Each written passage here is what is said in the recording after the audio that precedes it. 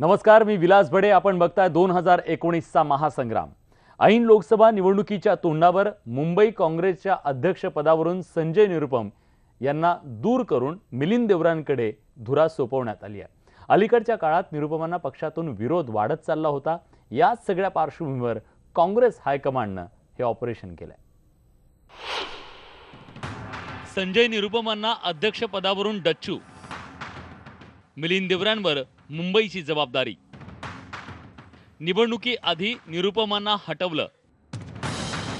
मुंबई काँग्रेस अध्यक्षपदावरून संजय निरुपम यांची पक्षानं उचलबांगडी केली आहे.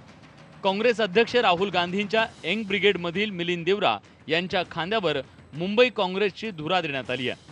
मिलिंद देवरा आणि संजय निरुपम यांच्यातल्या राजकीय वादात देवरा गटानं बाजी मारली आहे. खरं तर गेल्या काही दिवसांपासून संजय निरुपम यांच्या कार्यपद्धतीवर मुंबईतील काँग्रेसचे कार्यकर्ते प्रचंड नाराज होते. त्यामुळेच अलीकडच्या काळात निरुपम यांना पक्षातून मोठा विरोध होत होता. या पार्श्वभूमीवर काँग्रेस हायकमांडनं ऐन लोकसभा निवडणुकीच्या धामधुमीत निरुपम यांना हटवण्याचा निर्णय घेतला. मात्र निरुपम यांना अध्यक्षपदावरून हटवताना त्यांना उत्तर पश्चिम लोकसभा मतदारसंघातून निवडणुकीचं तिकीट देऊन बॅलन्स साधण्याचा प्रयत्न केलाय. यापूर्वी काँग्रेस पक्षानं त्यांना उत्तर मुंबईतून उमेदवारी देण्याची तयारी दर्शवली, पण निरुपम मात्र उत्तर पश्चिम मतदारसंघावर अडून बसले होते. अखेर पक्षानं त्यांना उत्तर पश्चिममधून उमेदवारी जाहीर केली आहे. मिलिंद देवरा आणि संजय निरुपम यांच्यातला वाद काही नवा नाही. निरुपम यांच्याकडे मुंबई काँग्रेसची जबाबदारी दिल्यानंतर देवरांनी पक्ष कार्यातून अंग काढून घेतलं. तसंच आपल्याला डावललं जात असल्याची भावना त्यांनी पार्टी हायकमांडच्या कानावर घातली. अखेर काँग्रेस हायकमांडनं त्याची दखल घेतली. मात्र लोकसभा निवडणुकीत पक्षाला यश मिळवून देण्याची जबाबदारी देवरांच्या खांद्यावर आली आहे. ही निवडणूक मिलिंद देवरांच्या नेतृत्वाची परीक्षा पाहणारी असेल. मुंबईहून सागर कुलकर्णीसह प्रशांत लीला रामदास, न्यूज 18 लोकमत, नवी दिल्ली. ऐन लोकसभा निवडणुकीतच काँग्रेसमधली बेदिली चव्हाट्यावर आली आहे. प्रदेशाध्यक्ष अशोक चव्हाणांनी दबाव तंत्राचा वापर करून चंद्रपुरात बाळू धानोरकरांना तिकीट मिळवून दिलं असलं तरी काँग्रेस हायकमांडनं चव्हाणांनाच नांदेडच्या मैदानात उतरवायला भाग पाडलंय आणि आपले इरादे स्पष्ट केले. पाहुयात काँग्रेसमध्ये नेमकं चाललंय तरी काय. सर, आपला कॅन्डिडेट शुअर आहे ना सर. महाराष्ट्रामध्ये अशी एकही जागा नाही सर. चंद्रपूरमध्ये शुअर आहे ना सर. अहो, तुम्ही जे म्हणताय तिकडे मुकुल वासनिकांशी बोलून घ्या. माझ्याकडून पूर्ण समर्थन आहे, पण काही इतक्या लोकांना साहेब समजत नाही. साहेब आम्ही पूर्ण साहेब मी म्हणून नाही सर. विनायक बांगडे बरोबर आहे. मी तुमच्या बरोबर आहे या सगळ्या विषयामध्ये, समजून घ्या. मुकुल वासनिक काहीच नाही सर. तुमच्या पुढे काहीच नाही सर. तुम्ही पूर्ण महाराष्ट्र सांभाळता सर. मुकुल वासनिक माझ्या इथे कोणी ऐकायला तयार नाही. खूप प्रयत्न केला. मी सुद्धा राजीनामा द्यायच्या मनस्थितीमध्ये आहे. जरा बोलून घ्या तिकडे वासनिकांना, सांगून द्या. साहेब खूप परेशान आहे साहेब. तो शीट क्लिअर आहे ना साहेब. यांना जड जाते काय जाते माहित नाही साहेब. तुम्ही जरा बोला, आमची बाजू मांडा. वडेट्टीवारला सांगा बाजू मांडायला नाही. वडेट्टीवार साहेब उसेंडीच्या आता मागे लागले. काहीच नाही ते आता उसेंडीला. या सीटचा फायदा सर उसेंडी साहेबांना आहे ना आणि माणिकराव ठाकरेंना सुद्धा आहे. तुम्ही जरा बोलून घ्या ना या विषयात. बाळू धानोरकरांना चंद्रपुरातून तिकीट नाकारल्यानंतर अशोक चव्हाणांच्या नाराजीची ही ऑडिओ क्लिप व्हायरल झाली आणि काँग्रेसमध्ये एकच भूकंप झाला. अर्थात नंतर डॅमेज कंट्रोलचा भाग म्हणून पक्षश्रेष्ठींनी बाळू धानोरकरांना उमेदवारी दिली खरी, पण तोपर्यंत इकडे औरंगाबादचे चव्हाण समर्थक अब्दुल सत्तार बंडखोरी करून मोकळे झाले होते. बरं, हे कमी की काय म्हणून तिकडे सांगलीतही प्रतीक पाटील बंडाचा निशाण फडकावून मोकळे झाले. थोडक्यात काय तर काँग्रेसमध्ये ऐन निवडणुकीतच बंडाळी माजली आहे. या सगळ्याचा केंद्रबिंदू आहेत ते अशोक चव्हाण, कारण निर्णय प्रक्रियेत तेच अग्रस्थानी आहेत. पाहुयात अशोक चव्हाणांवर पक्षांतर्गत विरोधकांनी नेमके काय आरोप केलेत ते. जागा वाटपात राष्ट्रवादीशी नको तितकं जुळवून घेतलं. नगरची जागा न मिळाल्याने सुजय विखे भाजपात गेले. सांगलीची जागा स्वाभिमानीला सोडल्याने वसंतदादा घराण्याची बंडखोरी झाली. चव्हाणांनी विलास काका उंडाळकरांना जवळ केल्याने पृथ्वी बाबा नाराज झाले. हिंगोलीत दगाफटका होईल म्हणून राजू सातवांचा लढण्यास नकार आहे. पुण्यात उमेदवारीवरून अद्याप संभ्रमाचं वातावरण आहे. चंद्रपुरात धानोरकरांना उमेदवारी दिल्याने पुगलिया नाराज झाले. अशा पद्धतीने शहकाशहाच्या राजकारणात अशोक चव्हाणांनी चंद्रपूरचा उमेदवार बदलण्यास पक्षश्रेष्ठींना भाग पडलेलं असलं तरी पक्षाने त्यांना सर्वाधिकार दिलेत असंही कुठं दिसत नाही. राधाकृष्ण विखे पाटील विरोधी पक्षनेत्यांना ते थांबवू शकले नाहीत त्यांच्या मुलाला भाजपमध्ये जाण्यापासून. अब्दुल सत्तार हे अशोक चव्हाणांच्या अत्यंत जवळचे आहेत, पण त्यांचं बंड देखील ते थांबवू शकले नाहीत. आजही पक्ष इतकी पडझड झालेली असताना एकत्रितपणे येऊन आम्ही सगळे एकत्र आहोत आणि एकत्रितपणे आम्ही उमेदवार ठरवत आहोत असं चित्र आज दिसत नाही. पक्षातले अनेक ज्येष्ठ नेते आहेत, त्यांच्याशी जेव्हा आपण बोलतो तेव्हा ते म्हणतात की प्रदेशाध्यक्ष आम्हाला आमचं मत विचारतात आणि मत विचारल्यानंतर स्वतःचं मत न देता ते दिल्लीत काय चर्चा होते आम्हाला कळत नाही. अशा पद्धतीने जर एक संशयाचं वातावरण पक्षात निर्माण झालं तर मला नाही वाटत की फार काही पक्षाला यश मिळेल याच्यातून. विरोधी पक्षनेते राधाकृष्ण विखे पाटील असोत किंवा अब्दुल सत्तार हे दोघंही अशोक चव्हाणांचे निकटवर्ती म्हणून ओळखले जातात.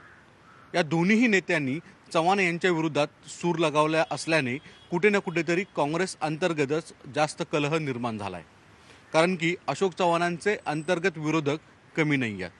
लोकसभेच्या निवडणुकीवरच काँग्रेसमधील अंतर्गत कलह काँग्रेससाठी डोकेदुखी तर ठरलाच आहे, पण कुठे ना कुठेतरी अशोक चव्हाणांचं संघटनात्मक बांधणी चुकतीये हे उघड आहे. दबाव तंत्राच्या या टिपिकल काँग्रेसी खेळात चव्हाणांचे कट्टर समर्थक अब्दुल सत्तारच पक्षापासून दुरावलेत, पण आम्ही त्यांना उमेदवारी द्यायला तयार असल्याचं अशोक चव्हाण आत्ता सांगतायत. चंद्रपूर प्रमाणे औरंगाबाद पण आम्ही देऊच केली होती ना. औरंगाबादला आम्ही अब्दुल सत्तार यांना उमेदवारी देऊ केली होती. आमच्या उमेदवाराने सुद्धा जाऊन त्यांना सांगितलं की तुमची इच्छा असेल तर आम्ही माघार घेतो. इथपर्यंत झालं. शेवटी निर्णय त्यांना घ्यायचा आहे. अशोक चव्हाणांची खरं तर लोकसभा लढण्याची अजिबात इच्छा नव्हती.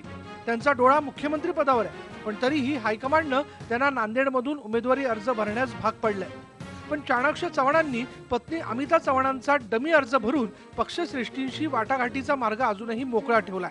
पाहुयात या कुरघुडीच्या राजकारणात सरते शेवटी अशोक चव्हाणच बाजी मारतात की पक्षांतर्गत विरोधक विधानसभेआधीच त्यांना दिल्लीला धाडतात. ब्युरो रिपोर्टसह सागर कुलकर्णी, न्यूज 18 लोकमत. खरं तर गेली अनेक दशकं राज्यात आणि केंद्रात सत्तेत राहिलेल्या काँग्रेसला सध्या गटबाजीनं ग्रासलंय. रोज एक नवा नेता पक्षाला रामराम ठोकून भाजपत जातोय किंवा बंडखोरी करतोय. निवडणुकीच्या तोंडावर नेत्यांच्या या भूमिकेनं कार्यकर्ते मात्र संभ्रमात आहेत, निराश आहेत.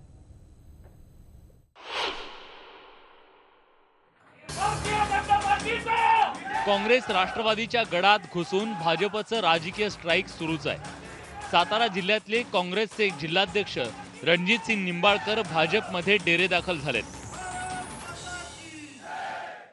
पाणी आमच्या तालुक्याच्या बॉर्डरवर आलेलं आहे सर. नीरा देवधर धरणाचं पाणी पाट कालवे आमच्या बॉर्डरवर आले. मी कृष्णा खोरेचा उपाध्यक्ष असताना आदरणीय माजी मुख्यमंत्री पृथ्वीराजजी चव्हाण साहेबांकडून आम्ही त्या ठिकाणी 146 कोटी रुपयाची तरतूद आम्ही त्या ठिकाणी करून घेतली होती आणि ते पाट पाण्याचं पाणी फलटण, माळशिरस आणि सांगोल्याच्या काही पट्ट्याला मिळावं अशी सर्वांची इच्छा होती.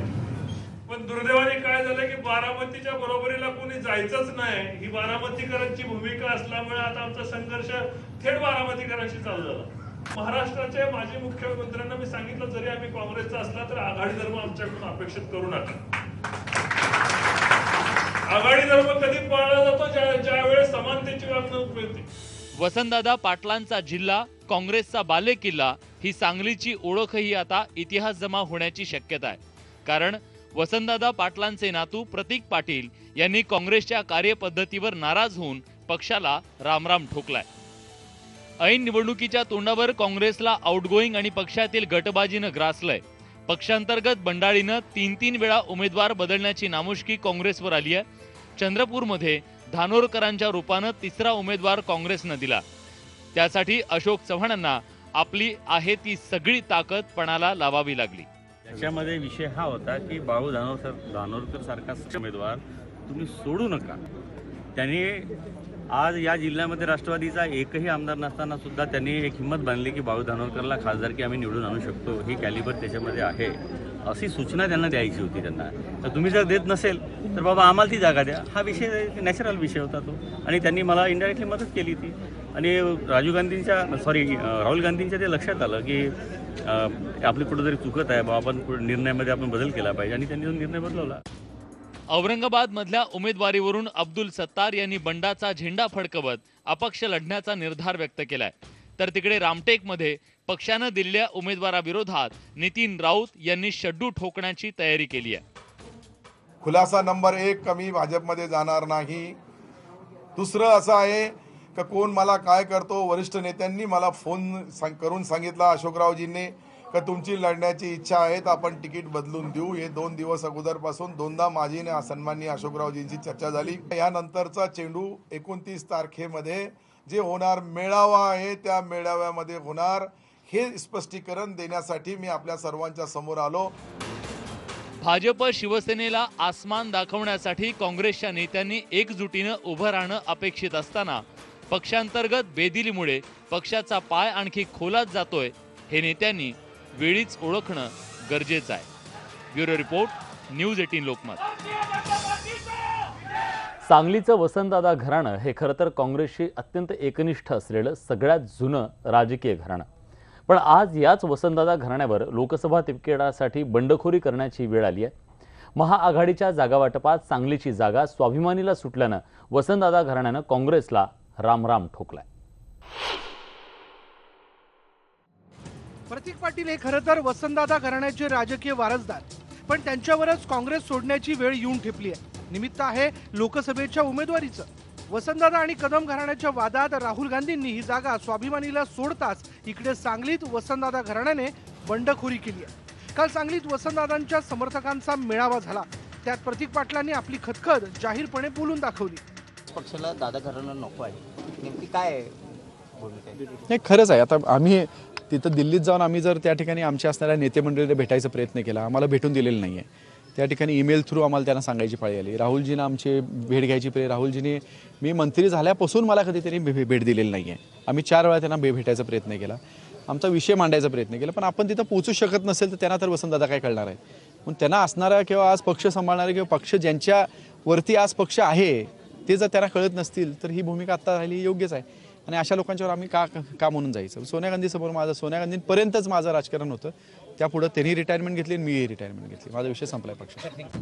प्रतीक पाटील यांनी राजकीय संन्यास घेतलेला असला तरी त्यांचे धाकटे बंधू विशाल पाटील यांनी मात्र लोकसभा लढवण्याचा निश्चय कायम ठेवलाय. काँग्रेस पक्ष आपला विचार बदलेल आणि सांगलीची जागा आम्हालाच मिळेल असा दुर्दम्य आशावाद त्यांनी बोलून दाखवला. निश्चितच पक्ष आमचा विचार करेल, पुन्हा त्यांचा झालेला निर्णय बदलेल. सांगलीतून काँग्रेसचा उमेदवार उभा राहायला पाहिजे ही लोकांची भावनेचा आदर करून काँग्रेस पक्ष ही सांगलीची जागा स्वाभिमानीला सोडली गेलेली आहे तो निर्णय मागे घेऊन इतर ठिकाणी राजू शेट्टी साहेबांना इतर कुठली तरी उमेदवार देऊन किंवा इतर कुठले तरी आश्वासनं देऊन निश्चितच हा विषय मिटवतील आणि काँग्रेसचा उमेदवार हा सांगलीतून मलाच देतील अशी मला पूर्णपणे विश्वास आहे. दरम्यान पतंगराव कदम आणि वसंतदादा घराणं यांच्यातल्या सुप्त संघर्षामुळेच पक्षश्रेष्ठींनी सांगलीची जागा स्वाभिमानीला सोडली असावी असं निरीक्षण जाणकारांनी नोंदवलंय. पक्षश्रेष्ठींना काय माहीत नाही का हे दादा घराणं आहे, हे मोठं घराणं आहे. परंतु जे सुप्त संघर्ष चाललेले आहेत, काँग्रेस अंतर्गत गटबाजी जी फोपावलेली आहे ती त्यांना आत्ताच्या ह्या 11th आवरला हे मिटवणं, ह्यांच्यात एकीकरणं कठीण काम आहे. त्यामुळं हा घेतलेला निर्णय आहे. प्रतीक पाटील नाराज निश्चितपणाने झाले असणार आहेत. परंतु हा सुप्त संघर्ष एकमेकाच्या पायात पाय घालायचे हे धंदे पाटील घराण्यानं पण केले आणि आता कदम घराणं करते. एकूण काय काँग्रेस ही आत्ता परिस्थिती एवढी वाईट आहे काँग्रेसची असं असताना हे असे प्रकार होणं याचा लाभ इतर पक्ष निश्चितपणाने घेणार. स्वाभिमानी शेतकरी संघटनेला जाऊ दे ही सीट अशा पद्धतीने वरती निर्णय झालेला आहे. महाराष्ट्रात काँग्रेस पक्ष तळागाळापर्यंत पोहोचवण्यात वसंतदादांचं योगदान कोणीच नाकारू शकत नाही. वसंतदादांनी 3 वेळा राज्याचं मुख्यमंत्रीपद सांभाळलं. त्या काळात वसंतदादांचाही काँग्रेस पक्ष सृष्टींशी 1-2दा टोकाचा संघर्ष झाला होता, पण त्यांनी काँग्रेस कधी सोडली नव्हती. पण त्यांच्या पश्चात वसंतदादा घराण्याचा राज्याच्या राजकारणातला दबदबा कमी होत गेला. पण सांगली काँग्रेस आणि वसंतदादा हे समीकरण नेहमीच कायम अतूट राहिलं होतं. पण आता त्याच वसंतदादा घराण्यावर काँग्रेस सोडण्याची वेळ येऊन ठेपली आहे, तीही लोकसभेच्या एका तिकिटासाठी. काँग्रेससाठी ही निश्चितच मोठी नामुष्की म्हणावी लागेल. ब्युरो रिपोर्टचं आसिफ मुरसल, न्यूज 18 लोकमत, सांगली. तुम्ही पाहताय 2019चा महासंग्राम. युतीच्या जागा वाटपात शिवसेनेनं प्रतिष्ठेच्या केलेल्या पालघर लोकसभा मतदारसंघात शिवसेनेला भाजपकडून उमेदवार दत्तक घेण्याची वेळ आली आहे. 2018च्या पालघर पोटनिवडणुकीत भाजपनं शिवसेनेचा पराभव केला. त्यावेळी दोन्ही पक्षात जबरदस्त संघर्ष झाला. मात्र आता भाजपचा उमेदवार दत्तक घेणार असल्याची शक्यता वर्तवली जाते.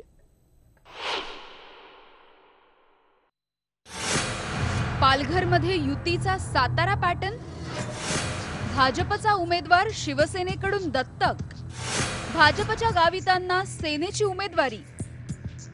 लोकसभा निवडणुकीच्या तोंडावर एकमेकांचे उमेदवार दत्तक घेण्याचा भाजप सेनेनं पायंडा पाडलाय. साताऱ्या पाठोपाठ शिवसेना आता पालघरमध्येही भाजपचा उमेदवार दत्तक घेण्याची शक्यता वर्तवली जाते. त्यामुळे भाजपचे विद्यमान खासदार राजेंद्र गावितांना शिवसेनेकडून उमेदवारी दिली जाण्याची शक्यता आहे. पालघरच्या जागेचा विषय उद्धव ठाकरे साहेब आणि मुख्यमंत्री देवेंद्र फडणवीस साहेब हे दोघंही त्याचा अंतिम निर्णय घेतील आणि त्यांच्या आदेशाप्रमाणे पालघरची निवडणूक होईल आणि या निवडणुकीमध्ये शिवसेना भाजपा रिपाई महायुती मोठ्या फरकाने ती जागा जिंकेल. भाजपचे खासदार चिंतामण वनगांच्या निधनामुळे 2018 मध्ये पालघरची पोटनिवडणूक झाली होती. त्यावेळी दोन्ही पक्षात जबरदस्त राजकीय संघर्षही झाला. शिवसेनेनं दिवंगत चिंतामण वनगांचे पुत्र श्रीनिवास यांना उमेदवारी दिली होती. मात्र भाजपच्या राजेंद्र गावितांनी श्रीनिवास वनगांना निवडणुकीत धूळ चारली. आता पुन्हा वनगांना उमेदवारी दिल्यास पराभवाची शक्यता लक्षात घेता भाजपच्या राजेंद्र गावितांना शिवसेनेकडून उमेदवारी देण्याची खेळी खेळली जाण्याची शक्यता आहे. साताऱ्यात शिवसेनेनं भाजपच्या नरेंद्र पाटलांना दत्तक घेऊन लोकसभेचं तिकीट जाहीर केलंय. एक माथाडी कामगारांचा नेता, माथाडी कामगार काय फक्त लोकांची ओझी वाहणार? माथाडी कामगारांचा नेता मला म्हणजे आपल्याला सगळ्यांना खासदार बनवून दिल्लीमध्ये पाठवायचा आहे. शिवसेनेनं पालघर लोकसभा पोटनिवडणूक प्रतिष्ठेची केली होती. त्याला जास्त काळ उलटला नाही. आज भाजप सेना युती झाली असली तरी गाव पातळीवरील शिवसैनिक भाजपच्या दत्तक उमेदवाराचा प्रचार करतील का, हाच खरा प्रश्न आहे. अजित मांढरेसह bureau report, news 18 Lokmat, Palghar. काँग्रेसनं चंद्रपूरच्या उमेदवारीचा तिढा सोडवला असला तरी पुणे लोकसभा उमेदवारीचा तिढा मात्र अजूनही कायम आहे. काँग्रेसनं पुण्याचा उमेदवार अद्याप जाहीर न केल्यानं गिरीश बापट यांच्या विरोधात नेमकं असणार कोण याचा सस्पेन्स अजूनही कायम आहे.